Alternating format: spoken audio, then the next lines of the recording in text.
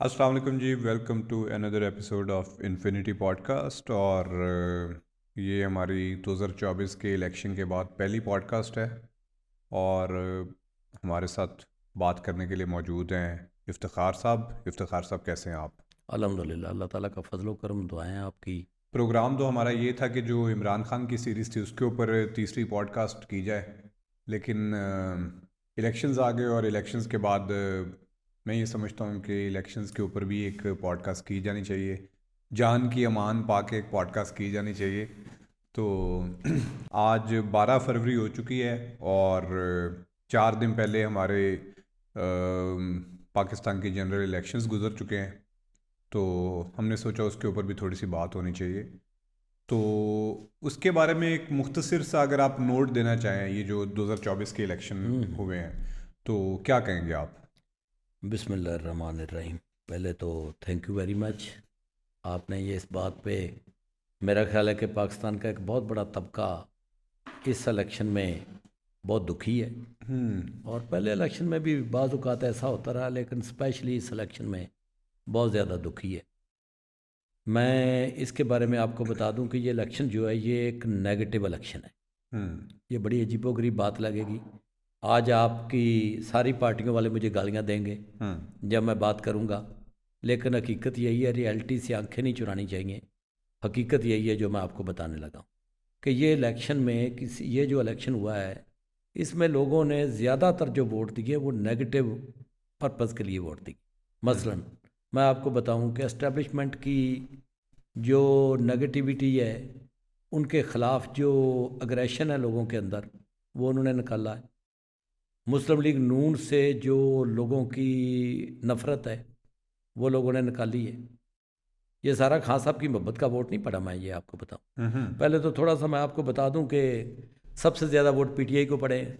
हाँ, अभी और मेरे अंदाजे के मुताबिक 2/3 मेजॉरिटी में वोट पीटीआई को पड़े हैं। जो वोट पड़े मैं उनकी बात कर रहा हाँ, हूँ, आम अंदाज़ा जो यही सब लोग लगा रिज़ल्ट रहे आया हैं। मैं उसकी बात नहीं कर रहा। बिल्कुल ठीक। और इसमें ये जो सीटों के हिसाब से तो मेरे ख्याल कोई 100 के करीब सीटें जो हैं वो पीटीआई को इन्होंने दी हैं, जो दी हैं। इंडिपेंडेंट थे, और कोई 75 के करीब मेरे ख्याल नून लीग के पास आहिस्ता हैं, आहिस्ता उनमें से भी टूटने लग कोई गए। 55 के करीब मेरा ख्याल। ये बड़ी गलत बात है। पीपी के पास हैं, और इस तरह ये एक बिखरा हुआ मैंडेट है जो इन्होंने किया है। और पूरा मुल्क इसमें आप रख के देखें, इसको रिज़ल्ट को रख के देखें तो आपको पूरा मुल्क बिखरा बिखरा नज़र आएगा। इस इलेक्शन के ऊपर जो तबसरे की आप बात कर रहे हैं कि इस इलेक्शन के ऊपर मैं बहुत दुखी हूँ, लेकिन इसमें एक बहुत बड़ा पॉजिटिव पहलू भी है, वो भी मैं आपको भी बता देता हूँ। जी। पहले मैं नेगेटिव का आपको बता दूँ कि ये सारे वोट आपके जो सामीन हैं उनसे मैं पेशगी माजरत के साथ, ये सारे वोट खान साहब की मोहब्बत में नहीं पड़े, ये सारे वोट उब्बे अली में नहीं पड़े, इसमें बहुत सारे वोट बुग़्ज़ माविया में भी पड़े। अब बुग़्ज़ माविया जिनके ख़िलाफ़ निकला है, उनके क्या काम है, पीछे की हिस्ट्री सारी आपको मालूम है, मुझे कुछ बताने की ज़रूरत नहीं है। उसके बाद ये जो इलेक्शन से चंद दिन पहले जो फैसले आए, स्पेशली जो इद्दत वाला फ़ैसला आया, उससे लोगों के अंदर बड़ा गमो गुस्सा पाया जाता था। बिल्कुल। वो कोई केस है ही नहीं, सिरे से कोई केस है ही नहीं। उसका एक बहुत दुखी पहलू है, जो दुखी पहलू वो मैं आपको बता देता हूँ कि जब किसी गैर मुस्लिम के सामने आप ये बात रखेंगे ना कि हमारे तो दीन में ये चीज़ शामिल है जो हमने अदालत में लेके आए हैं, अब वो तो हंसेंगे वो आप। इसके ऊपर हंसेगा और इस्लाम का मजाक उड़ाया जाएगा। वो जो दिन था जिस दिन इद्दत वाले केस का फैसला आया है, वो दिन सबसे बुरा था इस्लाम के लिए, मुसलमानों के लिए, पाकिस्तानी तो जो भी है, जैसा भी है मामला, वो बड़े दुखी बात है। और जिस तरीके से हमने पाकिस्तान की जो मुआशरत है, जो समाज है पाकिस्तान का, उसका हमने मजाक उड़ाया, वो बहुत ही एक हम सब के लिए, पूरे पाकिस्तानियों के लिए शर्मिंदगी का बायस है। एक उसके और बाद लेवल हमने अबूर कर लिया है नीचे जाने का नहीं, ना। अब तो हमने छोड़ा ही कुछ नहीं ना। देखें हम ये क्या ट्रेंड सेटर बन रहे हैं, हाँ, हम क्या ट्रेंड सेट कर रहे पस्ती में हैं ट्रेंड कि सेट कर रहे एक हैं। 6 साल बाद बंदा उठेगा जी। और वो बताएगा कि मेरी बीवी का इद्दत के दौरान निकाह नहीं हुआ, हाँ, तो आप उसके ऊपर एक अदालत फैसला दे देगी, बिल्कुल। उस पर एक जज बैठेगा और वो फैसला। ये क्या मजाक हमने बना लिया है, इस तरह की। पूरे मुल्क को हमने मजाक बना के रखा। यानी ये हमें एहसास नहीं है हमें से मुराद मैं ये जो मुल्क को कंट्रोल करने वाले लोग हैं मैं उनकी बात कर रहा हूँ। और वो खाली बाय द वे खाली फौज नहीं है। आपको पता है कि आपके मुल्क में 90% लोगों से आप जब पूछेंगे कि इस मुल्क का बेड़ागर किसने किया, तो वो कहेंगे फौज ने। हाँ और 10% कहेंगे सियासतदानों ने। जी। बिल्कुल ना सियासतदान कम है, ना फौज कम है, ना ब्यूरोक्रेसी कम है, ना हमारे जो मजहबी लीडर हैं वो कम है, ना हमारे जो मीडिया मैन है वो कम है। मीडिया ने भी जो इसमें जो गलीज रोल प्ले किया मीडिया ने आज तक की हिस्ट्री में, और जो गलीज रोल प्ले किया आपकी जुडिशरी ने। ये इलेक्शन तो था ही ब्यूरोक्रेसी का ना। नहीं, मैं किसी का भी नहीं जैसे कहता, ये मुझे कह रहे लगता हैं है कि पाकिस्तान की तारीख का पहला इलेक्शन है जो ब्यूरोक्रेसी ने मैनेज किया है डायरेक्टली, तो ये तो इसमें तो कोई झूठ नहीं। नहीं, मेरे ख्याल में ना ये बात अब ब्यूरोक्रेसी के हाथ में है, इस पे भी मैं बात करता हूँ। ना ये ब्यूरोक्रेसी के हाथ में है, ना जुडिशरी के हाथ में है, ना ये फौज के हाथ में है, ना ये सियासतदानों के हाथ में है। नहीं, अगर मैं एक डायरेक्ट क्वेश्चन करूं कि आरओ जो थे उनमें से कमोबेश सारे के सारे जो थे सारे के सारे ब्यूरोक्रेट्स ही थे। ब्यूरोक्रेट थे। और ये कह रहे हैं कि जो मैनेज हुआ है वो आरओ के थ्रू हुआ है, कि उन लोगों ने एक जो है ना वो फॉर्म 47 में चेंजिंग कर दी और सारा कुछ। तो फिर तो नज़र ये आ रहा है ना कि आम तासुर तो यही जाता है कि ब्यूरोक्रेसी ने ही मैनेज किया है इलेक्शन। नहीं, देखें, इसकी तो इब्तदा जो है ना वो आपको पीछे से करनी पड़ेगी अगर इस पे बात करनी है। तो देखें, जब पहले पार्टी तोड़ी गई, ये तारीख में पहली मर्तबा हो कि किसी पार्टी के ऊपर इतना जबर, ये तारीख में पहली मर्तबा हुआ है किसी पार्टी के ऊपर। पाकिस्तान की हिस्ट्री में पहली मर्तबा किसी पार्टी के ऊपर इतना जबर हुआ है। ना जनरल ज़िया के दौर में हुआ इतना, मार्शल था। ना जनरल मुशर्रफ के दौर में इतना हुआ है, हालांकि वो भी मार्शल था। ना जनरल अयूब के दौर में इतना हुआ।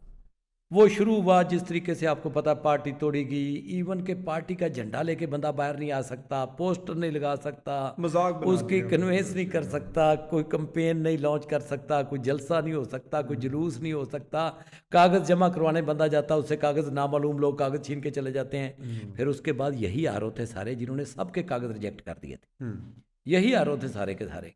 उसके बाद दोबारा वो अदालतों में गए। वो तो एक लंबी हिस्ट्री है जिसमें जो वो उसके ऊपर पूरी रिपोर्ट आ जाएगी, आप भी पढ़ लेना कि वो तो पूरे का पूरा इलेक्शन। लेकिन जिस तरीके से लोग फिर भी निकले हैं, मैं तो उसकी रिजल्ट वाले दिन की बात कर रहा हूँ। रिजल्ट किसी ने भी मैनेज किया इसको, मैं उसकी बात ही नहीं कर रहा। मैं तो ये बात कर रहा हूँ कि इसका रिजल्ट क्या है। एक तो आपका इलेक्शन रिजल्ट है ना, एक आपके मुल्क के ऊपर भी तो इसका असर पड़ेगा ना, इसके कॉन्सिक्वेंसेस क्या है।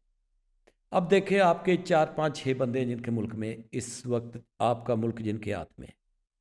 नंबर 1, सबसे ज़्यादा रिस्पॉन्सिबिलिटी हाफिज आसम मुनीर साहब की है जी, जो चीफ ऑफ आर्मी स्टाफ है। चीफ साहब की। सेकेंडली चीफ जस्टिस हैं आपके। उसके बाद 3 पार्टियों के हेड हैं, इमरान खान साहब हैं, मियां नवाज शरीफ साहब हैं और जरदारी साहब। अब ज़रा बदकिस्मती देखें, लेकिन इसमें खुशकिस्मती भी है, वो आपने मुझे याद करवा देना। इस इलेक्शन में आपको एक एंड पे एक रोशनी नज़र आ रही है, वो भी मैं आपको बताऊंगा। अगर इसके ऊपर हम चले जाएं तो ये बहुत बड़ी रोशनी की किरण भी हमारे लिए ये इलेक्शन साबित हो सकता है। अब आ जाएं कि ये जो मुल्क है 25 करोड़ का एक मुल्क है, दुनिया में 5वां बड़ा मुल्क है पाकिस्तान। अब पाकिस्तान से पहले सबसे बड़ा आपको पता है इंडिया है, चाइना है, उसके बाद अमेरिका है, और अमेरिका के बाद इंडोनेशिया, और उसके बाद आपका मुल्क आ जाता है। जब आपके मीडिया पे बैठे लोग मिसालें दे रहे होते हैं किसी यूरोपीय मुल्क की, किसी इस्लामी मुल्क की, वो सारे छोटे छोटे मुल्क हैं। आपका 25 करोड़ लोगों का मुल्क है, ये बहुत बड़ा मुल्क है। 25 करोड़ की आबादी बहुत बड़ी आबादी होती। इस वक्त 16 करोड़ लोग खते गुर्बत से नीचे, 16 करोड़ लोग। किसी का तो ये कारनामा होगा ना, जब एक घर में डकैती हो गई है तो किसी ने तो की होगी ना। जी। अब रिस्पॉन्सिबिलिटी के हिसाब से देखें, अब इन 5 बंदों का अलग अलग एनालिसिस कर लेते हैं। इलेक्शन का रिजल्ट आ गया। अब आपने जो भी रिजल्ट दिया, जिस तरह का भी दिया, जिस तरह भी वोट पड़े, जो भी आपने इलेक्शन में किया, हो गया ना। अब जो हो गया है इस पे आप किधर चल सकते हैं। नंबर 1, इमरान खान का साहब के पास एक ही ऑप्शन है कि वो इसमें चला जाए, एजिटेशन में चला जाए। जी, एजिटेशन में चला जाएगा। पहले इमरान खान साहब से शुरू कर लेते हैं। पब्लिक सारी उसके साथ है, और ये सारी मैं फिर कह रहा हूँ हुब्बे अली में नहीं है, ये बुग़्ज़े माफिया में भी है। उसके पास एक ही ऑप्शन है कि वो कहे जी मैं तो जेल में बैठा हूँ और आप ऐसे करो, ये जलसे जुलूस जारी रखो, सड़कों पे निकला। हम इस रिज़ल्ट को तस्लीम नहीं करते। जी, इससे मुल्क बनेगा या बिखरेगा? नहीं, वो तो निकलने ही नहीं देंगे। नहीं नहीं नहीं, ना निकले, हाँ। ना निकले, अगर निकलने नहीं देंगे तो फिर भी उसका दूसरा पहलू भी सोच लें कि जबर करेंगे ना। जी जी। अब देखें, जब जबर करते हैं तो दुनिया में कोई मुल्क जबर के साथ लंबे अरसे तक नहीं चल सकता। हाँ, हिस्ट्री दुनिया में कोई मुल्क जबर के साथ लंबे अरसे तक, ये नहीं कि सर्वाइव नहीं कर सकता, मुल्क तो चलेगा भाई, अफगानिस्तान भी चल ही रहा है, लेकिन बचत वो मुल्क उठ नहीं सकता, तरक्की नहीं कर सकता, और नीचे जाएगा। जब और नीचे जाएगा तो ये खाम माल जो है ना, ये 16 करोड़, 5 करोड़ के करीब लड़कियां और 5 करोड़ के करीब लड़के हैं जो आपके मुल्क में खाम माल की तरह बिखरे हुए। आप एक ऐड देना कि मुझे मास्टर डिग्री लड़कियां लड़के जॉब के लिए चाहिए लेकिन सैलरी 30,000 है। हाँ, काफ़ी मिल जाते हैं, 1 करोड़ एप्लीकेशन आपको आ जाएगी। ये अक्कासी करते हैं उस हालात की कि काफ़ी महंगाई हालात और किस हद तक पहुंच गए हैं, जी। ये इनसे रिक्वेस्ट करनी चाहिए सबसे कि यार बराए करम इसको किसी तरीके पे लेके चलो। अब इमरान खान साहब के पास तो ये 2 रास्ते हैं। नंबर 1, एजुटेशन की तरफ चले जाएं, जी। वो जाने नहीं देंगे, लड़ाई होगी, जबर होगा, ये मुल्क बनेगा नहीं। दूसरा ये कि अगले इलेक्शन का वेट करें। नहीं, वेट वो क्यों करेगा भाई, वो तो खुद जेल में बैठा हुआ है जी। वो क्यों वेट करेगा? मतलब वेट करेगा क्या? लोग नहीं वेट करेंगे। लोग कैसे नहीं वेट करेंगे, वो मैं बताता हूँ आपको कि वेट, लोग इलेक्शन को मान लेंगे, आप जबर से मनवा लेंगे, आप कुछ भी मनवा लें, मान लिया, फिर उसके बाद क्या होगा? मान के मुल्क तो नीचे जाएगा ना, मुल्क ऊपर नहीं जाएगा। अब दूसरा है, ये पहला बंदा इमरान खान साहब, उसके पास कोई ऑप्शन नहीं है इस वक्त। उसके पास एक ही ऑप्शन है, वो एजुटेशन में जाए या इनको तस्लीम करे, जो मर्जी करे। मुल्क, वो रिलेटेड पर्सन इस वक्त नहीं है इस हालात में। उसके बाद आ जाएं आसिफ जरदारी साहब। आसिफ जरदारी साहब को मैं रिलेट इसलिए नहीं कर रहा, उसकी कुछ 40 के करीब अपनी सीटें हैं, बाकी को 15-16 सीटें उनको दिलवाई गई हैं। जैसे गिलानी फैमिली को पूरी की पूरी को दिलवाई गई हैं, लेकिन अब तो सीटें उनकी हैं, उनकी हैं ना। मैं, लेकिन वो रेलेवेंट इसलिए नहीं है कि सिंध की एक पार्टी है जी जी, जो सिंध में रूल करेगी, कराची और हैदराबाद में उनके खिलाफ वोट पड़ता है, कभी उनको वोट नहीं मिले। ये तो दिलवाए जाते हैं ना, उनको तो कोई शक्ल नहीं उनकी देखना चाहता। अब उस बंदे को आपने मुल्क से रिलेट किया हुआ है, उस बंदे के पास अब ऑप्शन मौजूद है, लेकिन उसका ऑप्शन इतना रेलेवेंट नहीं है जितना किसी और शख्सियत का है, वो भी मैं आपको बताऊंगा। आसिफ जरदारी के हाथ में मखसूस पत्ते हैं जो उनको खेलेगा अपने फ़ायदे के लिए। अगर वो अपने फ़ायदे के लिए खेलेगा तो तारीख बहुत बुरे लफ्ज़ों से उसको याद करेगी। मैं उसको कहता हूँ कि उसके पास ऑप्शन ये है कि बिलावल की बेहतरी के लिए काम करे, या मुल्क में जो 10-15 करोड़ बिलावल है उनकी बेहतरी के लिए काम करे। ना उसको पैसों की ज़रूरत है, ना उसको इख्तियार की ज़रूरत है, उसको किसी चीज़ की अब ज़रूरत नहीं है इस सतह पर। अगर इस सतह पे वो अपना तारीख में नाम लिखवाना चाहे तो हिस्ट्री उसको बहुत अच्छे लफ्ज़ों से याद करेगी, सारे गुनाह उसके धुल जाएंगे। अगर वो अभी यू टर्न ले कि यार अगले 5 साल मैंने पाकिस्तान के लिए लगाने, मैंने बिलावल के लिए नहीं लगाने, मैंने अपनी बेटियों के लिए नहीं लगाने। ना तो बेटियों के पास पैसों की कमी है, ना इख्तियारात की कमी है, ना बेटे के पास कमी है, ना कभी ज़रूरत पड़ेगी उनको, ये पैसे पड़े रह जाएंगे। लेकिन ये वक्त दोबारा नहीं आएगा, वक्त उसके पास है, लेकिन उतना वक्त उसके पास नहीं है, उतना वो रेलेवेंट नहीं है जितना कोई और पर्सनैलिटी है, वो भी मैं आपको बताता हूँ। दूसरा बंदा वो है। तीसरा बंदा चीफ जस्टिस है, चीफ जस्टिस सुप्रीम कोर्ट, काजी फैज़ ईसा साहब। काजी फैज़ ईसा साहब के पास भी अपने बच्चों के लिए इतनी प्रॉपर्टी है कि 10 नस्लों तक खा ले। सारी ज़िंदगी लोग गालियाँ देंगे, सारी ज़िंदगी लोग हाथ उठा उठा के बद्दुआएं देंगे। आपके पास बचने का एक ही तरीका है कि इस सतह पे आज से निकाल दें कि मैं काजी फैज़, मुल्क के लिए काम करें, मुल्क के लिए, और मुल्क के लिए फैसले करें, मुल्क के लिए। तो भाई करने कौन देगा मुल्क के लिए फैसले? मैं बताने लगा हूँ ना, बताने लगा हूँ भाई, आप आगे तो चलें। मुल्क के लिए फैसले। उसके बाद आपके हैं chief justice, chief of army staff, Hafiz साहब, जिनकी मुट्ठी में मैं कहता हूँ मुल्क। जी जी बिल्कुल। आप इन पॉजिटिव सेंस कहते हैं, नेगेटिव सेंस? नहीं, मैं पॉजिटिव भी कहता हूँ, नेगेटिव भी कहता हूँ। ये पॉजिटिव भी हो सकता है, नेगेटिव भी हो सकता है। देखिए, अगर वो अच्छा काम करेंगे मुट्ठी में लेके तो पॉजिटिव। एक ऐसा बंदा है जो आपके मुल्क को कंट्रोल कर सकता है, कंट्रोल कर सकता है, जिसने किया हुआ है, किया हुआ है। मैं उसको कहता हूँ कि 29 नवंबर 2025 तक उसकी डेट है।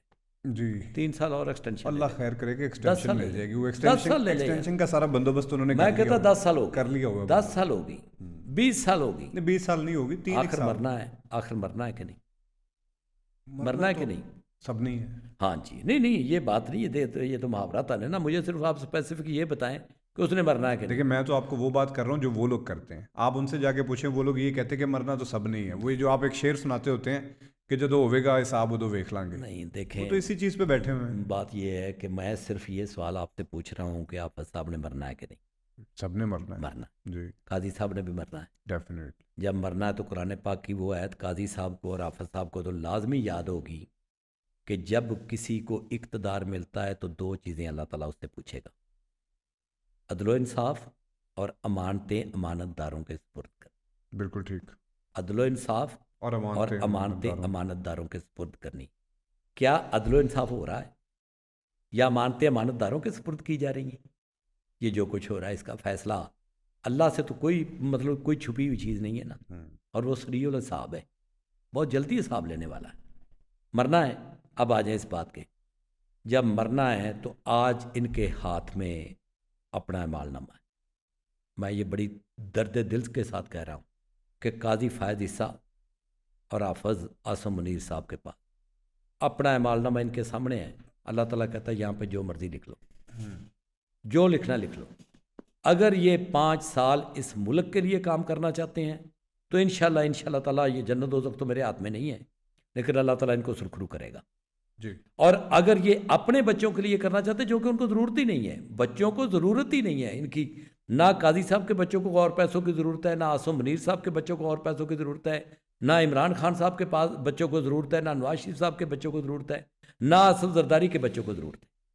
किसी को कोई ज़रूरत नहीं है। ज़रूरत है इस मुल्क के जो बिलावल है उनको, इस मुल्क की जो मरियम है उनको ज़रूरत है।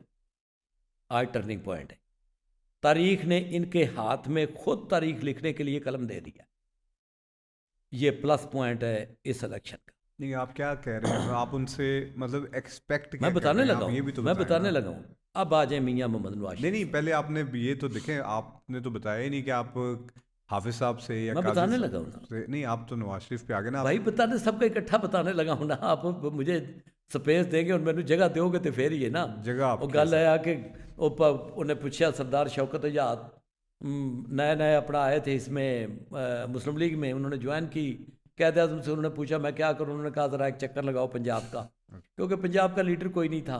सर खिदर टवाना भी फौत हो गए थे, छोटू राम भी मर गया, फजल हुसैन भी मर गया, तो कैद आज़म को ये पंजाब मिल गया कि अब आप ही इनके लीडर हैं, वरना कैद आज़म कभी पंजाब के लीडर नहीं रहे। बिल्कुल। उन्होंने कहा सरदार सिकंदर आज़ाद को, तो वो बैठे वो गाड़ी में, तो गाड़ी में एक सेठ था जो वो सीट के ऊपर ऐसे लेटा हुआ था, तो उसने कहा सरदार साहब ये जो पाकिस्तान आप करते रहते हो ये क्या है, मतलब इसका मतलब क्या है। तो सरदार साहब ने कहा कि लाला जी ये थोड़ियां जिहियां लत्तां कट्ठियां करोगे वो पंजाबी जी तुहानू मज़ा देगा।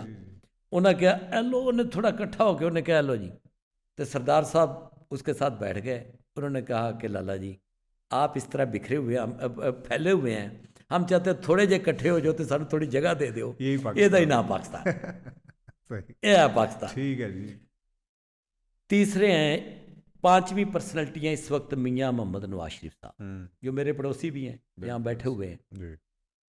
अल्लाह ताला ने इतना बड़ा मौका उस शख्स के लिए पैदा किया है कि जो तारीख में कभी कभी किसी बंदे के ऊपर आता, इतनी बड़ी ब्लेसिंग है उस बंदे के ऊपर कि अल्लाह ताला ने उसको दो राहे पे ला के खड़ा किया है। अब उसका दिल चाहता है तो वो उधर चला जाए, बाईं तरफ चला जाए, दिल चाहता है तो दाईं तरफ चला। देखे उसके बच्चों को अगले 2500 साल तक पैसों की ज़रूरत नहीं। 2500 साल? हाँ जी, 2500 साल तक उसके बच्चों को पैसों की ज़रूरत नहीं। ये मैं नहीं कह रहा, ये फॉरनर जो मीडिया वो कह रहे हैं। हाँ इसमें कोई शक नहीं, वो तो डिक्लेयर्ड बिलियनियर्स एंड। अब वो चाहते क्या हैं? अब मेरी बात सुने, वो 3 चीज़ें चाहते हैं। वो चाहते हैं मुझे इज्जत मिले, मेरे पास ऐसा कुलिया उनको इज्जत मिल सके। वो चाहते मुझे इक़्तिदार मिले, मेरे पास ऐसा कुलिया है उसकी बेटी को लोग खुद इक़्तिदार दे देंगे। वो बेटी के लिए चाहते हैं, खुद अपने लिए नहीं चाहते, बेटी से मजबूर हैं। तीसरा वो चाहते हैं कि दुनिया में मेरा नाम हो, ये भी हो जाएगा। चौथा वो चाहते हैं मेरा हिस्ट्री में नाम हो, ये भी हो जाएगा। मियाँ साहब उठें, कोई दूसरी ऑप्शन इज्जत हासिल करने की उनके पास नहीं है। सीधे जाएं, हाफिज साहब को बनाएं, और ये कोई छुप के नहीं है कुछ काम करने वाला जी ये बिल्कुल अलानिया कहे कि मैं जाने लगा हूँ भाई। जी जी इस्लामाबाद में जाके बैठ जाए, वहाँ पे हाफिज साहब को बुलाएं, वहाँ पे काजी फैजी साहब को बुलाएं, उनको कहें जी ये मसाइल हैं पाकिस्तान के जो अनलिमिटेड हैं, जी अब हमारे पास हल क्या है। मैं 3 मरतबा इस मुल्क का वज़ीर आज़म रह चुका हूँ, अगर मैं चौथी बार भी बन जाऊँ तो क्या मसला है भाई। जी कुछ भी नहीं है, जी मुझे कुछ नहीं मिलेगा, जी पैसे मुझे वैसे नहीं चाहिए। पैसे इतने ज़्यादा कि उनका हिसाब रखने के लिए 100 साल चाहिए। उनके पास जितने पैसे हैं, जितनी प्रॉपर्टी है, 100 साल तो उनको हिसाब रखने के लिए चाहिए। जाके बैठ के अडयाला जेल से निकालें इमरान खान साहब को, सारे केस ख़त्म करें। जी कोई केस नहीं है, सारे फेक केस हैं, सारे केस ख़त्म करें। अब पूरा मीडिया, पूरी दुनिया मियाँ साहब के ख़िलाफ़ बोलना शुरू हो जाएगी। लेकिन मैं गारंटी से कहता हूँ कि 1 हफ्ते के अंदर सारे का सारा सेटअप चेंज हो जाएगा। रैशनल अप्रोच जो है ना आपकी, वो गालब आएगी। ठीक है बाहर से भी लोग लिखना शुरू कर देंगे कि यार क्या काम किया उस बंदे ने। लाइव टीवी के ऊपर बैठ के ये सारे मसले लोगों के आगे रखें। बिल्कुल ठीक उसके बाद एक कमेटी बनाएं, वो कहें जी कि इस कमेटी के बनने के बाद जब ये मुल्क रनिंग में आ जाएगा तो हम सब अपने अपने अहदे छोड़ दें। नंबर 1, प्राइम मिनिस्टर नून लीग के जितने एमएनए, जितने पीटीआई के एमएनए, जितने पीपल पार्टी के एमएनए, उसकी पार्टी भी बहाल करें खान साहब की तहरीक इंसाफ, तहरीक इंसाफ। जितने एमएनए हैं उनमें से 5 बंदे प्रोफेशनल साथ और लगाएं। 5 ये मैंने गिन दिए, काजी फैजी साहब, हाफिज साहब, मियाँ नवाज शरीफ जी साहब, गिनती इमरान खान साहब, जरदारी साहब। 5 प्रोफेशनल आदमी बुलाए, बेशक बाहर से बुलाए, बुला के उनमें से वो प्राइम मिनिस्टर लेके आए जिसकी लियाकत दयानत पे आपको कोई शुबा ना हो। आपके पास बहुत बंदे हैं, बहुत बंदे हैं। ना मियाँ साहब को प्राइम मिनिस्टर बनना चाहिए, ना मियाँ शहबाज शरीफ साहब को बनना चाहिए, ना मरीम नवाज साहिबा को बनना चाहिए, ना इमरान खान साहब को बनना चाहिए, ना जरदारी साहब को बनना है, ठीक किसी को नहीं बनना चाहिए। मैं कहता हूँ इन सबसे बेहतर बंदे वहाँ बैठे हुए हैं, तो अमानतें तो आपने अमानतदारों के सुपुर्द करनी है।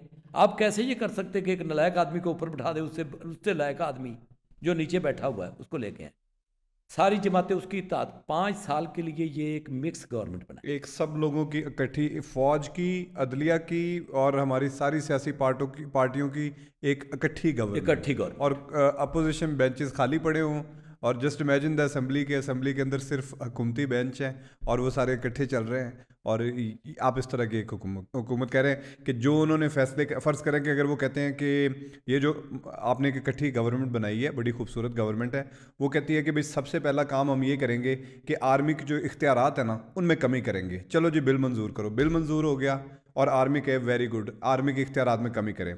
उसके बाद जुडिशरी के जितने भी इख्तियारात हैं हमने उनमें कमी करनी है, सब लोग मिल के उस पर एक बिल मंजूर करें, जुडिशरी कहे वेरी गुड, भी ये भी बिल मंजूर हो गया। नहीं, 2 मसले तो मैंने हल कर दिए ना पाकिस्तान सवाल करें, एक नहीं आप कहें वो आर्मी के खिलाफ ये बिल मंजूर करके आप एक सवाल करें। चलें पहला मैं चलें, हमने एक गवर्नमेंट इमेजिन कर ली, ये इतनी एक यूटोपियन सोसाइटी की एक गवर्नमेंट हमने मंजूर कर ली जो आपने एक नक्शा पेश किया है। अब वो आती है और वो मिलके कहते हैं कि मतलब खान साहब कहते हैं मियाँ साहब मैंने भी अब ये रियलाइज़ कर लिया है कि फ़ौज ही हमारा सबसे बड़ा मसला है। और मियाँ साहब ने कहा कि यार मैं तो पिछले कोई 30 साल से ये रियलाइज़ करके बैठा हुआ हूँ। और जरदारी साहब कहें कि मैं भी आपकी हाँ में हाँ मिलाता हूँ, और सब लोग हाँ में हाँ मिला के कहें कि फिर सबसे पहला काम ये करें कि जो इदारों के इख्तियारात हैं ना उसमें कमी की जाए, और उसमें सबसे पहले चीफ़ साहब के इख्तियारात को कम कर दिया जाए ताकि वो कल को कोई इस तरह के जो है ना वो इक़दामात ना उठा सके।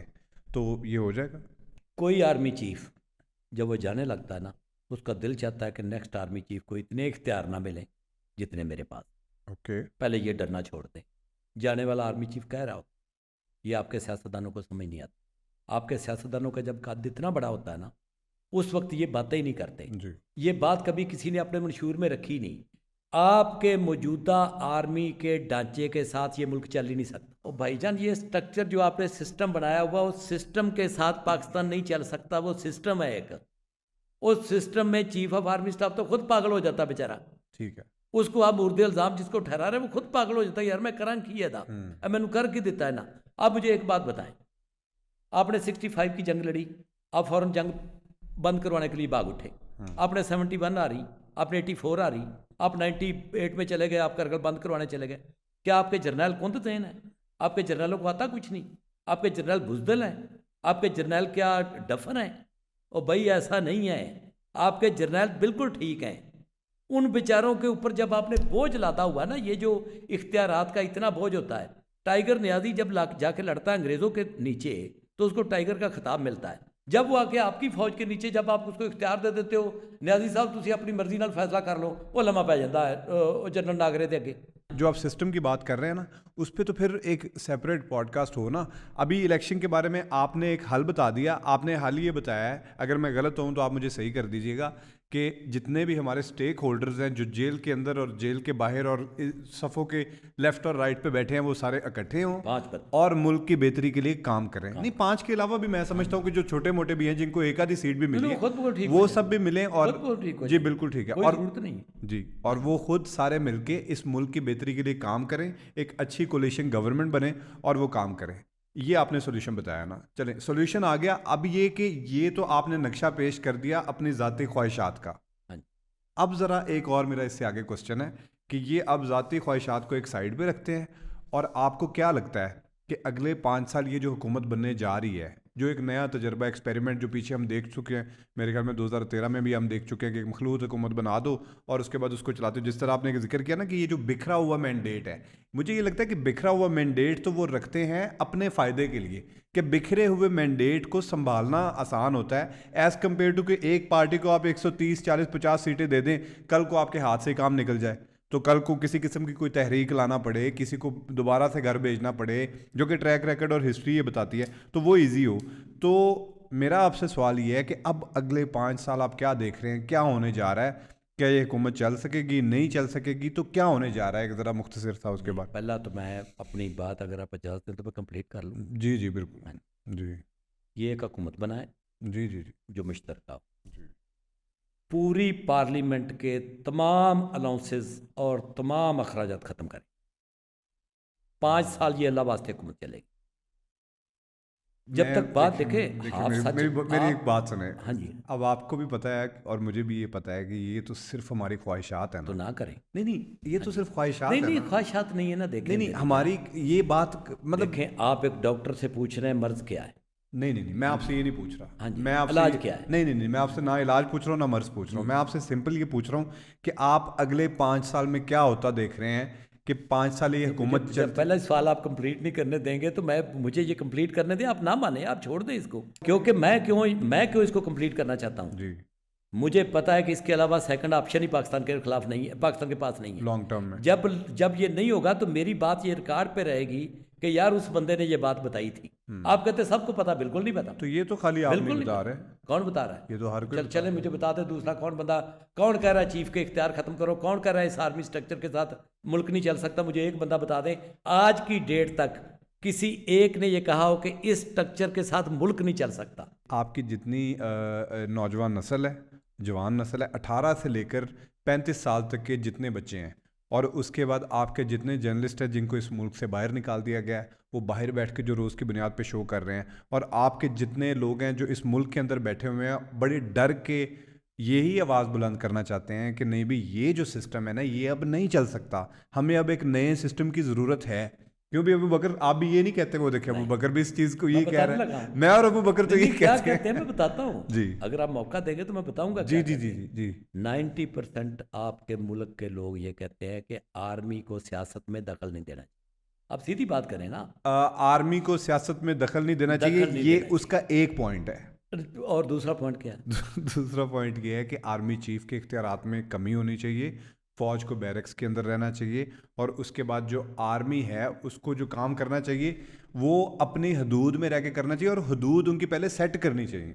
ये सारी की सारी चीज़ें हम लोग भी कहते हैं यार। मैं बताता हूँ, मान ली आपकी बात। देखिए आप बात 90% लोग, आप माइक लेके बाहर निकल जाएं, 90% लोग सिंपल कहते हैं इनको सियासत में दखल नहीं देना चाहिए। आपके जितने Agreed. बाहर बैठे हैं जर्नलिस्ट जी सब यही कह रहे हैं। नहीं वो ये भी इनको कहते हैं कि सियासत उनके में दखल इख्तियारात में भी कमी होनी चाहिए, किसके इख्तियार में? ISI चीफ के, आर्मी चीफ के। आज की डेट तक मुझे एक बता दें जिसने ये कहा हो कि ये स्ट्रक्चर खराब है। नहीं सर, मैं आपको भी बता देता हूँ। देना मैं अभी पिछली पॉडकास्ट अच्छा, अबीब अकरम साहब के साथ की है, वो ये कहते हैं कि ये जो पावर स्ट्रक्चर है हाँ पाकिस्तान को, अब ये पावर स्ट्रक्चर भाई वो पावर स्ट्रक्चर, मेरी अभी बकरम से भी यही बात हुई थी। पावर स्ट्रक्चर वो कहते हैं कि जो एस्टेब्लिशमेंट है वो सिविलियन मामलात में दखल ना दे, सिविलियन सुपरमेसी होनी चाहिए। दैट्स जस्ट वन पॉइंट, हाँ वो सिर्फ एक डन, मैंने मान ली आपकी बात, जी लेकिन मुझे दिखा देना, मेरे इल्म में इजाफा करना। जी मेरे इल्म की हद तक एक भी बंदे ने आज तक ये बात नहीं की कि आर्मी के इस स्ट्रक्चर के साथ मुल्क नहीं चलेगा। आप ये जो हुकूमत बनने जा रही है, अब तो क्लियर हो गया ना क्या हुकूमत बनने जा रही है, ये 5 साल चलेगी कि नहीं चलेगी? नहीं, बिल्कुल नहीं चलेगी। अच्छा, आपको लगता है? बिल्कुल नहीं चलेगी ये हुकूमत। मुल्क बिल्कुल ऊपर नहीं उठेगा। मुल्क को जो आपके मुल्क का स्ट्रक्चर है और तबाह होगा, आपके मुल्क के अदारे और तबाह होंगे, आपके मुल्क ने और नीचे जाना है। आपको दोस्त, दुनिया के मुल्क जो आपके दोस्त हैं ना, वो आपको मुंह नहीं लगाना चाहते। वो आपके हुक्मरानों को जब फ़ोन जाता है वो फ़ोन अटेंड नहीं करना चाहते। वो कहते हैं यार इन्होंने कुछ मांगना ही है। आपका मुल्क और बर्बादी की तरफ तनज़्ज़ुली की जाएगा, तरफ जाएगा। तनज़्ज़ुली की तरफ जाएगा। कोई पार्टी इसको नहीं संभाल सकती। इस वक्त जो हल मैंने दिया है, इस हल के अलावा कोई दूसरा हल है ही नहीं ऊपर उठाने का। नीचे ले जाने के सारे ही हल हैं, लड़ते रहें। ये एक ही कश्ती के सवार हैं भाई सारे।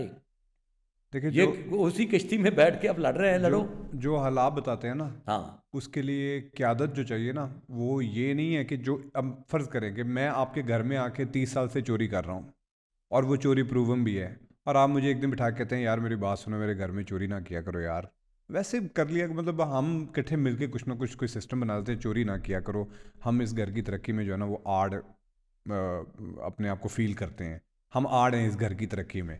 तो मैं कहूँ यार चलें ठीक है यार, शरीफ आदमी कह रहा है तो ठीक है मैं चोरी नहीं करूँगा, तो ये तो वो लोग नहीं कर सकते। ये तो वो लोग कर सकते हैं जो एक नई क़यादत हो, जो कहीं से उठकर आए, पाकिस्तान से उठकर आए, और उसके बाद पहले हम अपने आप को चेंज करें।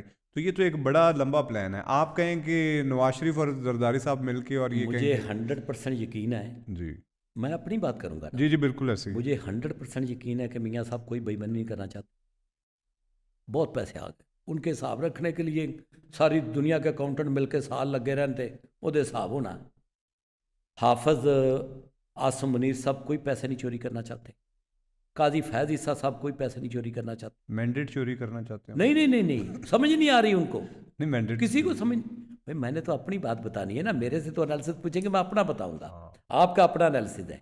मेरे नुक्ता नज़र से आर्मी, ये जो बात लोग आर्मी के बारे में करते हैं ना कि जरनैल चाहते हैं क्या बिखरे रहन तो असी मुल्क में चाहते, नहीं, जरनैलों को समझ ही नहीं आती, बिल्कुल नहीं आती। मेरी अमीद गुल साहब से 4 मुलाकातें, उनको किसी सवाल का जवाब नहीं आता था, हालांकि बहुत ब्रिलियंट आदमी थे। मैं जब उनसे सवाल करता था तो उनको नहीं पता था। वो एक ही बात कहते थे कि मैं चीफ ऑफ आर्मी स्टाफ बन जाता तो ये हो जाता, मैं चीफ बन जाता तो ये हो जाता। और ये बिल्कुल नहीं, ख्वाहिश वो लेकर, हाँ जी, वो यही ख्वाहिश लेके कब्र में चले गए। बिल्कुल ठीक है।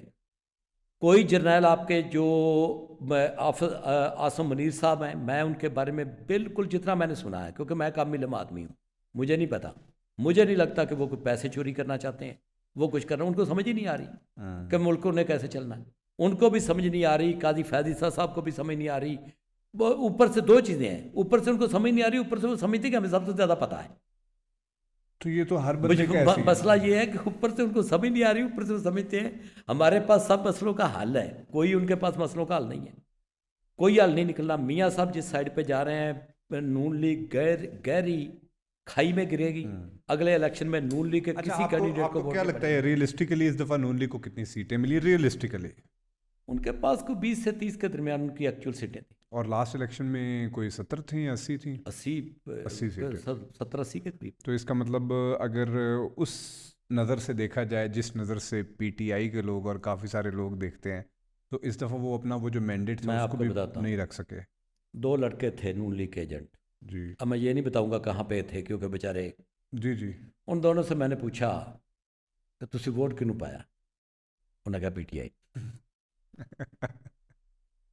यार एजेंट थे नून लीग के, हाँ, एजेंट फार्म पे भी उन्होंने दस्तखत की।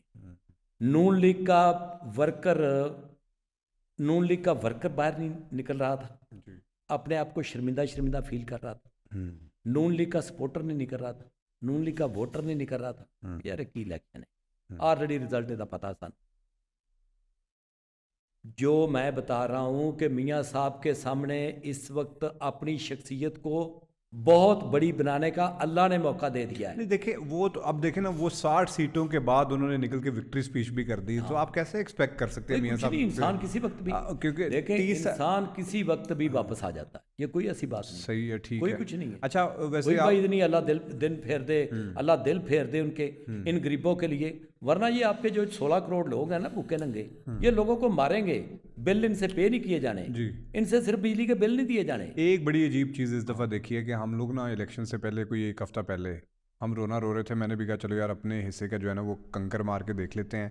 तो अल्लाह ताला ने भी यही कहा हुआ है कि आप तो अपने हिस्से का काम कर सकते हो। तो हमने कहा कि चलो अपने हिस्से का काम करके लोगों को ये बता देते हैं कि भाई वोट डालो। अगर आपने भारी अक्सरियत में वोट डाल दिए ना, फिर इम्कान ही नहीं बचता कि वो चोरी हो जाए। आपका मैंडेट अगर आप दे दोगे ना, फिर इम्कान नहीं बनता। टर्न आउट वही रहा है 50% के अराउंड।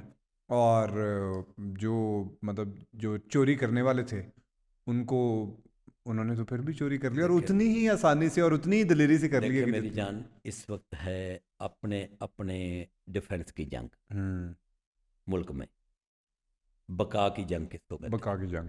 मुस्लिम लीग नून अपनी बका की जंग लड़ रही है, पीटीआई अपनी बका की जंग लड़ रही है, पीपल पार्टी अपनी बका की जंग लड़ रही है, आर्मी जनरल अपनी बका की जंग लड़ रहे हैं, चीफ साहब जो है वो अपनी बका की जंग। जब पूरा मुल्क जंगी हालात में होना, वो मुल्क तरक्की नहीं कर। मैं जो बात बता रहा हूँ, इस वक्त आप 90% लोग बाहर निकले, वोट दे दें, सारी की सारी सीटें पीटीआई को दे दें, फिर भी मुल्क ठीक नहीं होना। सारी की सारी सीटें नून लीग को दे दें, नहीं ठीक होना। सारी की सारी पीपल पार्टी को दे दें, नहीं ठीक होना। सारे के सारे इख्तियार उठा के चीफ को दे दें, नहीं ठीक होना। सारे के सारे इख्तियार उठा के चीफ जस्टिस को दे दें, मुल्क नहीं ठीक होना। मुल्क ठीक करने का मैं वाहिद फार्मूला कह रहा हूँ, बार बार मैं कह रहा हूँ, मेरी आज की डेट में ये बात याद रखना कि आपके पास वाहिद फार्मूला एक दूसरे को माफ़ करने का। हाँ, ये कैसे? मैं आपको एक मियाँ नवाज शरीफ की आपको एक बात बता दूँ। मियाँ साहब की उम्र थी 20 साल, 21 साल, 22 साल। उनके भाई की भी इतनी थी। वो मर्सिडीज पे स्कूल जाता था। मेरा एक अच्छा दोस्त है, उसके मियाँ साहब क्लास फेलो थे। एक दिन वो उठे, उनको पता चला कि हमारी फैक्ट्री इत्तेफाक फाउंड्री के ऊपर किसी का कब्जा हो। भुट्टो दौर नेशनलाइजेशन। वो किस ट्रॉमा से गुजरे हो, बिल्कुल ऐसे। किस तरह जब उनका बाप वापस आया होगा, जब वो आके बैठा होगा घर में, जिसने एक जरा जोड़ के, मैं बार बार उनका तो ब्रेड एंड बटर ही इत्तेफाक फाउंड्री। मियाँ शरीफ बहुत बड़ा आदमी था। जी जी बिल्कुल ऐसे, नो डाउट। मियाँ शरीफ ने तिनका जोड़ के, उस वक्त वो इख्तिदार में नहीं थे ना वो कुछ, उसका बेटा वज़ीर आला था, ना कोई वो खुद वज़ीर आज़म थे। किस तरह उन्होंने जोड़ के इत्तेफाक फाउंड्री खड़ी की। बिल्कुल ऐसे ही। जब खड़ी की तो जिन्होंने छीनी, उन्होंने इस मुल्क के पाँव के ऊपर जो कुल्हाड़े मारे, जो खुदकुशी की, जो खुद को जैकेट पहन के भुट्टो साहब ने इस मुल्क की इकानमी का बेड़ा कर किया, वो किस ट्रॉमा से गुजरे होंगे। आज तक नहीं भूले मियाँ साहब, मैं आपको गारंटी से कहता हूँ नहीं भूले, बंदा भूल ही नहीं सकता। अब आ जाए पीपल पार्टी की तरफ। भुट्टो को फांसी लगाई, किसी ने भी लगाई, छोड़ दें आप, भुट्टो को फांसी लगाई, किस ट्रॉमा से गुजरी पीपल पार्टी, क्या वो भूल जाएंगे? नहीं भूल सकते, नहीं भूल सकते, हो ही नहीं सकता। अब आ जाए इमरान खान की तरफ, अपने आप को उनकी जगह पे रख के देखें। अब आ जाए इमरान खान की तरफ। गोली लगी, कातलाना हमला हुआ, जेल में रहे, मारे खाई, पूरे मुल्क पे क्रैकडाउन हुआ, इद्दत तक का केस उसकी बीवी के किरदार को उसके बेडरूम तक पहुंच गए। जी। वो भूल सकता है? नहीं भूल सकते। अब आ जाए आर्मी जनरलों की तरफ। 71 में जो आर्मी के साथ हुआ है, वो कहते हैं सियासतदानों ने किया, सियासतदान कह रहे उन्होंने किया। अब 84 में आपकी सियाचिन के ऊपर कब्जा हो गया, नफसियाती तौर पे आप डैमेज हो जाते हो। 65 की जंग आपको बंद करवाना पड़ी, भुट्टो ने लगवाई थी अमेरिका के कहने पे, आपके मुल्क को बर्बाद करने के लिए। सबसे बड़ा जो मुल्क का नुकसान हुआ उस जंग की वजह से हुआ। 98 में आपने एक आखिरी कोशिश करके देखी कि हम अपना करगिल से हम अपना कश्मीर वापस नहीं ले सके। 1 इंच ज़मीन आप जिंदगी भर नहीं ले सके, जख्मी है उनके दिल, वो भी ट्रॉमेटाइज्ड, वो भी बिल्कुल उसी मुसीबत में पकड़े हुए। आपके चीफ जस्टिस के ऊपर एक केस हुआ, सही हुआ गलत हुआ मैं नहीं उसकी बात कर रहा, वो भी उसी ट्रॉमा में है। काजी साहब सबके साथ ज्यादतियां हो गई, सबके रूह छलनी है, सबकी अपना मुसीबतों में पड़े हुए हैं, सब नफसियाती मरीज बन चुके हैं, सब नफसियाती मरीज बन चुके हैं। भाई एक ही तरीका है आपको निकलने का कि बाहर निकल के टेबल पे एक दूसरे को माफ कर दो। मैं इनके आगे हाथ जोड़ के कहता हूँ खुदा के लिए माफ कर दो। मैं बार बार आज की डेट में कह रहा हूँ, आज 12 फरवरी 2024 है। लिख लें, मियाँ साहब सारा जोर लगा लें, मुल्क ठीक नहीं होगा। हाफिज आसम मनीर साहब सारा जोर लगा लें, ठीक नहीं होगा। इमरान खान साहब सारा जोर लगाना नहीं होगा, क्योंकि इमरान खान साहब ने जब निकलना है तो उन्होंने कहना है अब मैं सबके ऊपर जो है ना वो आर्टिकल 6 लगाऊंगा। भाई जो भी मैं कहता हूँ कि नहीं ठीक होगा, माफी देने के अलावा आपके पास दूसरा ऑप्शन नहीं है मुल्क को उठाने के लिए। हाँ आप कहो कि आप अपनी अपनी अना को अपनी अना आपने बचानी या बचा लेंगे, वो तो फिर मियाँ साहब अपनी बचा लें, जरदारी साहब अपनी बचा लें। आज मियाँ साहब खुश हो रहे हैं, कल इमरान खान निकलेगा वो खुश हो रहा होगा। ये सबके ये सैलाब सबके दरवाजे तक आएगा। जिस हद तक आपने कर दिया है, ये बेड़ागर कर दिया मुल्क का, लॉ एंड ऑर्डर की सूरत हाल जिस हद तक खराब कर दी है कि सिक्योरिटी एजेंसियां किसी भी शरीफ आदमी के घर में बगैर बताए आ जाएं, उसके बेटे को उठाएं, बेटी को उठाएं, जिसको मर्जी उठाएं ले जाएं। ये मुल्क है, ये मुल्क रह गया है। दूसरा तरीका फिर एक और भी है, सिर्फ आपके पास दो तरीके। दूसरा तरीका उसको मैं कहता हूँ आसम मनीर डॉक्टर आई। तरीकाकार ये है कि पुलिस को खुली छुट्टी दे दो। इन्होंने बहुत माल बनाया है इस दौर में, ब्यूरोक्रेसी ने बहुत माल बनाया क्योंकि मुल्क बेकार पड़ा हुआ है। इनको खुली छुट्टी दे दो, हर पढ़े लिखे लड़की लड़के को कुटो, मारो, उनके घर पे बार बार अटैक करो। ये मुसीबत में आए हुए बाहर निकल जाए, मुसीबत में आके निकलेंगे अपनी इज्जत नफ्स के लिए, अपने जेवर बेचेंगे, माँ का जेवर बेचेंगे, गाड़ी बेचेंगे, मुल्क छोड़ जाएंगे। जब आपका 2 करोड़ बंदा मुल्क छोड़ जाएगा तो फिर उनकी ड्यूटी लगा दे कि 5-5 बंदों का राशन सालाना भेजा कर, रेमिटेंस पाकिस्तान भेजा कर। हाँ जी। अच्छा वैसे होता भी आपको पता है, जो लोग बाहर रहते हैं 70% पैसे पाकिस्तान में भेजते हैं। हाँ वैसे ये है। आपके 10 करोड़ लोग जो 16 करोड़ मर रहे हैं, 3 करोड़ आपको पता, ये भी फिर एक डॉक्टर आई, ये कर लो, इकोनॉमी बेहतर करने का बिजनेस का तरीका है। तीसरा कोई तरीका मैं आज की डेट में चैलेंज कर रहा हूँ मियाँ साहब को, आसफ जरदारी साहब को, हाफिज आसम मुनीर साहब को, काजी फैज ईसा साहब को, कोई मुझे निकाल के दिखा लेना, मुल्क आपका नीचे जाएगा। मेरी सबसे अमली रिक्वेस्ट है, आपके अल्लाह ताला ने ऐसा मौका दिया है, एक ही दिन में, यकीन माने पाकिस्तान के लोग झोलियाँ उठा उठा के इनको दुआएं देंगे। एक ही दिन में उसको अडयाला से निकालें, टीवी पे बैठे कहें यार असी एक दूजे को माफ़ कर दे, आओ सारे एक दूजे को माफ़ कर दो। आपको ज़रूरत है सलाई की, आपको काटने की ज़रूरत नहीं है, आपका मुल्क छलनी है। बार बार जब मैं कहता हूँ तो आप कहता हमें मसलों का पता है, इस हद तक मसलों का नहीं पता आपकी लीड क्लास को, वो डिसकनेक्टेड है आपके मुल्क के साथ, वो डीअटैच्ड है, उनको नहीं पता कि मुल्क के किस हद तक चला गया। आप चलें ना मेरे साथ, भाई जिसका बच्चा दवाई के बगैर भूखा मर रहा है उसके लिए अखलाकियात क्या मैं नहीं रखती, कुछ भी नहीं रखती। बात यह है कि ये इस नुस्खे के अलावा आपने पूछा था आप सिर्फ हाल बताएं, सिर्फ 5 बंदों को अल्लाह ताला उनका दिल फेर दे चलें, आप कहते हैं जी 5 का नहीं फेर सकता, एक का भी नहीं फेर सकता। मैं कहता हूँ 5 का हमारा फिर सकता है जो आम आदमी नहीं उस लेवल पे देखें फिर सकता है। नहीं, ट्रैक रिकॉर्ड बताता है ना, मुझे जाती तौर पे लगता है कि रिकॉर्ड बता रहा है, मुझे जाती तौर पे ये लगता है कि जब अल्लाह ताला आपकी रस्सी दराज कर देता है ना, तो उसके बाद फिर आपके दिल नहीं फिरते। दिल फिरने का एक टाइम होता है। आपने कभी देखा है, वैसे आपने कभी देखा है कि 55-60 साल की उम्र के किसी बंदे का दिल फिरते हुए कि नहीं यार आज से, पर्सनल लाइफ में तो हो सकता है कि नहीं यार मैं जना नहीं करूंगा, मैं शराब नहीं पीऊंगा, लेकिन मैं मुल्क नहीं लूटूंगा, मैं चोरी नहीं करूंगा, ये तो कभी नहीं देखा। नहीं देखा मैं। अच्छा, बहुत सारे लोग जो हैं वो एकदम से, मैं अब वो बात लंबी हो जाएगी, मैं तो हिस्ट्री का स्टूडेंट हूँ, मैं आपको बहुत सारी मिसालें किसी वक्त दे दूंगा। चले एक बंदे का तो फिर सकता है, किसका मैं आपको बताता हूँ कि 5 नाम नहीं, हम तो खान साहब से एक्सपेक्ट कर सकते हैं। एक का फिर नहीं, खान साहब का इस वक्त बस में नहीं है, खान साहब के इस वक्त बस में नहीं है। खान साहब से मैं उस वक्त रिक्वेस्ट कर रहा था जब खान साहब इक़्तिदार में आए थे कि सीधा मियाँ साहब को चले जाओ, उनको यार सब कुछ है, जितने पैसे आपने सियासतदानों के ऊपर लगाए ना, केसों के ऊपर, आपका 1 साल का बजट बन सकता है। No doubt. कोई केस नहीं कभी आपने जीता, कोई पैसे कभी वापस नहीं आए, इंटरनेशनल कोर्ट से भी कभी आपने केस नहीं जीता। दूसरी बात यह है कि चलें ठीक है जी 5 का दिल नहीं फिर सकता, तो एक बंदे का तो फिर सकता, पूरा मुल्क को चलें। ये मैं अम्बली रिक्वेस्ट मुल्क को कर देता हूँ, पूरे मुल्क के लोग दुआ करें कि हाफिज आसम मुनीर साहब का दिल फिरे। पूरे मुल्क के लोग दुआ करें, वो अभी उठे, अपनी ज़ात से ऊपर उठ के उनको कहे कि यार बस करो यार, बस करो, इनफ इज इनफ, बस करो, ए मुल्क नूं वेखो, ए मसले ने किहड़ा हल है तुहाडे कोल। आपने वो अनिल कपूर की मूवी देखी है, नायक? नहीं, मूवी मैंने नहीं, कोई भी नहीं मूवी जैसे आप देखी। देखते नहीं पूरी कोई नहीं देखी उसमें उसको मैंने। एक दिन का प्राइम मिनिस्टर बनाते हैं, वो सारा कुछ एक दिन में चेंज कर देता है। नहीं, एक दिन हाफिज साहब भी यही करें, मूवी में हो नायक सकता है। बन ना जाए, ना ना ना एक ना दिन ना में सारा कुछ change हाफिज साहब एक दिन में नहीं कर सकते।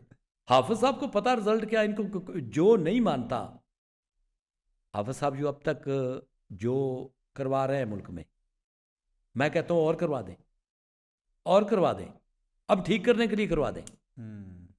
हाफिज साहब अगर इस उम्मीद पे बैठे हुए हैं कि मियाँ साहब आएंगे मुल्क ठीक हो जाएगा, नहीं होगा। हाफिज साहब अगर इस उम्मीद पे बैठे हुए हैं बिलावल साहब आ जाएंगे मुल्क ठीक हो जाएगा, नहीं होगा। मियाँ साहब का तो फिर सकता है, एक बंदे का तो फिर सकता है, मियाँ साहब अकेले ये सारा काम कर सकते हैं। मियाँ साहब उठें, और दूसरा ऑप्शन भी नहीं है मियाँ साहब के पास, मैं आपको बताऊं, जबर के साथ ये हुकूमत ले लें, अगले इलेक्शन में नून लीग को तरह जाने दें पब्लिक में जाने दें, बिल्कुल। और उसके बाद ये नफरत के वोट हैं इनसे। मियाँ साहब अपने हल्के में आ रहे हैं, पता आपको लोग कितनी नफरत करते हैं, ये वही मियाँ साहब हैं 90 के अशरे में हम जिनके लिए नारे लगाते थे, हम इनसे इतनी मोहब्बत करते थे। मियाँ साहब से आज ही मोहब्बत दोबारा हो सकती है कि थोड़ी देर के लिए 5 साल के लिए अपनी मरियम को पीछे करके ये मुल्क की जो 10 करोड़ मरियम है उनको उनकी तरफ देखें, वो 10 करोड़ मरियम सड़कों पे मियाँ साहब के लिए आ जाएंगी। बिल्कुल ऐसे, बिल्कुल ऐसे। मियाँ साहब अकेले के पास ताकत है, वो कहे बस यार बहुत होगी। अच्छा, ये इलेक्शन, मैं मतलब मेरी एज 70 से ऊपर चलेगी, 3 मरतबा मैंने इस मुल्क का वज़ीर आज़म रह लिया, इतनी इज्जत दे दी, मुझे चाहिए क्या भाई? ऐसे ही है, बिल्कुल। और ये इज्जत जो उसको मिलेगी, और अगले इलेक्शन में उसकी बेटी 2/3 मेजोरिटी से वज़ीर आज़म बनेगी। बिल्कुल, मैं ये भी आपको बता दूं, ये मुल्क देखेगा यार वो बंदा कर क्या रहा है। पूरे 5 साल वो मुल्क के लिए लगा दें, नेशनल गवर्नमेंट बना के मियाँ साहब, अगली मरतबा मरियम को लोग कंधों पे उठा के वज़ीर आज़म हाउस तक छोड़ के आएंगे, और 2/3 मेजोरिटी से वो जीत के आएंगे। ये सोल्यूशन हो सकता है। अच्छा, ये जो इलेक्शन चोरी होने वाली बात है, वैसे ये इलेक्शन तो आपने बड़े चोरी होते देखे होंगे, लेकिन इस दफ़ा इतना वावेला क्यों है? ये कोई इस मरतबा इसलिए वावेला है। नहीं, ये डिफरेंट तरीके से चोरी हुआ है इस दफ़ा, कुछ डिफरेंस है या फिर नहीं, मैं बता, सोशल मीडिया डिफरेंस? नहीं, सोशल मीडिया भी है, ये भी आप कह सकते हैं, लेकिन असल में 10 से 15% इलेक्शन चोरी होती, पहले होता था चोरी होती 10 से 15%। अच्छा, चोरी जब आप करते हैं तो आप पहले चोरी और डकैती का अलग अलग मतलब समझ लें। इस मरतबा इलेक्शन में चोरी नहीं हुई, इस मरतबा इलेक्शन में डकैती हुई। डकैती और चीज़ होती है, चोरी और चीज़ होती है। चोरी ये होती है कि आप सो गए, आपकी किसी चीज़ के ऊपर मेरी नज़र है, यार ये बंदा सोएगा तो मैं इसका बाइक उठा लूँगा, मैं इसकी गाड़ी चोरी करूँगा। डकैती क्या कि मैंने पिस्टल निकाला, मैंने आपके रखा यहाँ पे, मैंने कहा कि अपना निकालो जो कुछ है। डकैती और चोरी में फ़र्क होता है। पहले इलेक्शन चोरी होते रहे, इस मरतबा इलेक्शन में डकैती हुई है। जब डकैती होती है तो उसका फिर रंग, उसका टेरर ही और किस्म का, टेरर ही और किस्म का, ये डिफरेंस है। कोई सोशल मीडिया वीडियो नहीं इस दफ़ा डकैती, ये डिफरेंस। सोशल मीडिया भी है, वो भी एक वजह है, लेकिन ये मेन जो डिफरेंस है वो ये है कि किसी का 77,000 वोट निकल रहा है, उसके आप 57,000 लिख रहे हैं, जिसका 57,000 लिख रहा है उसके आप 87,000 लिख रहे हैं। कई जगहों पे ना बड़ा एक अजीब, मैं ये सोचता था कि यार ये जो बंदे हैं ना, मतलब थोड़ी सी अपने आप को बंदा उनकी जगह पे रख के देखे ना, तो बड़े कोई गैरत का भी थोड़ा सा मुजाहरा होता है कि रात को 50-50 हज़ार की लीड से उनके जो ऑपोजिट ओपोनेंट कैंडिडेट्स हैं वो जीत रहे हैं, और सुबह को उनको जितवा दिया गया, और वो विक्ट्री स्पीचेस कर रहे हैं और अल्हम्दुलिल्लाह कह रहे हैं। मतलब कोई होता है ना, कोई एक लेवल सेट किया होता है कि यार इससे ज़्यादा हम नहीं गिर सकते, तो हम इस दफ़ा उससे भी ज़्यादा गिर गए हैं। आप ये बात भी मेरी नोट करके रखें जी। अगर मेरी बात इन्होंने ना मानी, अगले 10 साल में बल्कि 5 साल में पाकिस्तान में ये गैरत, इज़्ज़त, ईमान, इत्काद, इस तरह के सारे लफ्ज़ बेमानी हो जाएंगे। डरें आप उस वक्त से। सिर्फ 2 बंदे हैं जो अकेले इस काम को कर सकते हैं। एक है हाफिज़ आसम मुनीर साहब, दूसरे हैं मियाँ साहब। और मैं इस टाइम ना हाफिज़ आसम मुनीर साहब को समझता हूँ कि वो बेवतन नहीं है, ना मियाँ साहब को समझता हूँ वो बेवतन नहीं है, ना खान साहब को समझता हूँ वो बेवतन नहीं है। लेकिन खान साहब के हाथ में कुछ नहीं है क्योंकि वो तो अंदर बैठा हुआ है। ऐसे ही है इस वक्त ये 2 बंदे हैं जिनके हाथ में। और मियाँ साहब का कद काट में बार बार मेरी दिली ख्वाहिश है कि मियाँ साहब एक ऐसा स्टेप लें, उठें। यकीन माने मियाँ साहब की नस्लों को लोग, मियाँ साहब का जब मकबरा बनेगा, मरना तो सबने, मैंने भी मरना है। मियाँ साहब जब मरेंगे ना उनकी कब्र पे इतने लोगों को हाजिरी देने वाले आएंगे कि आप उतने वोट डालने नहीं आए जितने उनकी कब्र पे आएंगे। बिल्कुल ठीक, बिल्कुल क्योंकि आपके मुल्क को इस वक्त सिलाई की ज़रूरत है, फट गया है भाई ऐसे ही मुल्क। इस वक्त इसको ज़रूरत है कि एक बंदा उठे, वो रफू का काम करे। बिल्कुल ठीक। चलें जी, ये था हमारा इलेक्शन 2024, और अल्लाह करे कि हमारा इलेक्शन 2025 या 26 जो भी होगा, या 27 भी हो सकता है, या हो सकता है 5 साल भी चल जाए, तो जो भी अगला इलेक्शन होगा वो इस इलेक्शन की तरह ना हो, क्योंकि जो हमारा मजाक बन रहा है पूरी दुनिया में, क्योंकि पूरी दुनिया में जितने भी इदारे हैं वो तो सारे कह चुके हैं कि इलेक्शन वॉज रिग्ड, इलेक्शन चोरी हुआ था, इसमें कोई मतलब अब हार्म नहीं रहा। तो अल्लाह करे कि अगला इलेक्शन बेहतर हो। तो इसी दुआ के साथ इख्तिताम करेंगे। अगर आप कुछ और भी कहना चाहें तो कह दें, उसके बाद इख्तिताम करेंगे। Thank you very much. मेरी ये दुआ है और मेरी एक रिक्वेस्ट है पूरे पाकिस्तान के लोगों से जी। कि पाकिस्तान के जितने लोग पीटीआई से तल्लक रखते हैं, नून लीग से तल्लक रखते हैं, पीपल पार्टी से तल्लक रखते हैं, फौज की हमायत में रहते हैं, कहीं भी हैं, सब मिलकर दुआ करें कि अल्लाह ताला इनको इकट्ठा करे। ये हम एक ही कश्ती के सवार हैं, बिल्कुल और जब तक इस कश्ती के जो लोग हैं वो एक दूसरे के साथ इत्तेफाक की नहीं आएंगे, माफ़ नहीं करेंगे, एक दूसरे को माफ़ नहीं करेंगे, उस वक्त तक ये मुल्क ऊपर नहीं जाएगा। तो मेरी बस इसी दुआ के साथ ही मैं इख्तिताम करता हूँ कि अल्लाह करे मेरी अर्ज़ पाक पे उतरे वो फसले गुल जिसे अंदेशा दुआ। आमीन आमीन। चलें जी, thank you for thank being you with very much us, जी, और बहुत शुक्रिया। इंशाल्लाह अंटिल नेक्स्ट टाइम।